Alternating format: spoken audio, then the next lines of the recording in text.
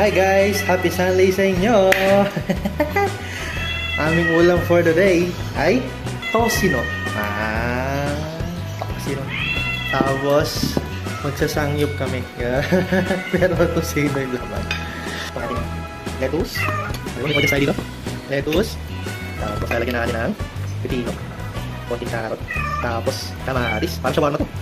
Tapos, konting sibuyas. Kalat natin. Tapos, syempre, tosino. Ay, ito pala. Mangga. Manggang hinog. Bango. Bango, parang shawarma. Tapos hati lang natin itong tosino. Dahil masyadong malaki itong aming buka. Tosino. Tapos, lagyan natin ng itlog.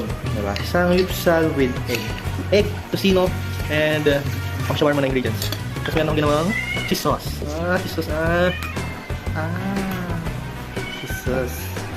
Tapos, nalagyan natin ng bagong makasubo ng isa. 2 minutes na. 2 minutes na. Lagyan natin ng konting ketchup. Ayan. Sarado. Tapos subo mo lahat.